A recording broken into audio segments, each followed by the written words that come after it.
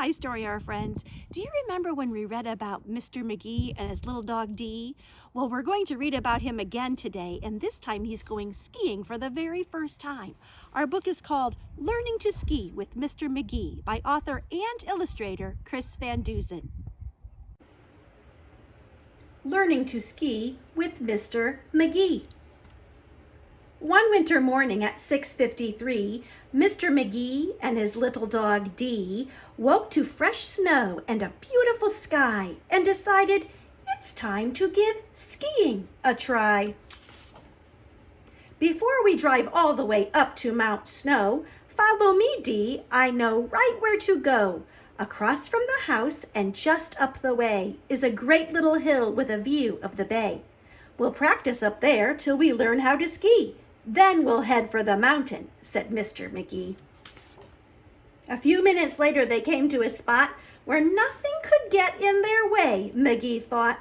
So he put on his skis, Dee hopped in the pack, and with poles in his hands and his dog on his back, he inched to the edge very slowly until his skis teeter-tottered, then started downhill.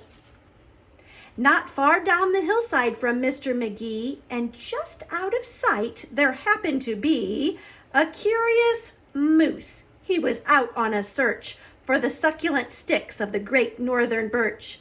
Then he spotted a tree, the biggest he'd seen, on the opposite side of a gaping ravine. The moose turned around, and what did he see? Mr. McGee and his little dog, Dee. The moose was so shocked he stood frozen in fear. But Mr. McGee hadn't learned how to steer, and he knew very soon they were going to collide. So he called to the moose, "Would you please step aside?" But the moose didn't move, so McGee yelled, "Duck!"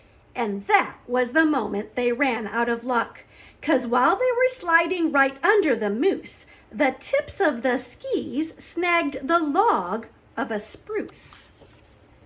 In a flash and a flip, they flew over the log, tossing poor Mr. McGee and his dog head over heels straight into the gap, when the ends of the skis came down with a slap. So there they were stranded, McGee and his pup, across a ravine 100 feet up. They hung there suspended, not making a sound. When the moose came back, he looked all around. He didn't see Dee or McGee, but what's this? A bridge to the birch above the abyss. The moose took a step. He was steady and slow, but the weight caused the skis to sag and to bow. And when he looked down, his heart skipped a beat, for Mr. McGee was right under his feet. With a snort, the moose lapped. The skis went spring. They popped in the air with a zip and a zing, and up like a rocket shot Dee and McGee, landing feet first, just as safe as can be. "Well, that was exciting," said Mr. McGee, "but I'm not really sure we learned how to ski. I think that I might need a lesson or two. I think that perhaps it's the best thing to do. And when we get home," he said with a smile, "we'll let someone else use the skis for a while." I think I will stick with sledding. I'll see you next time, friends.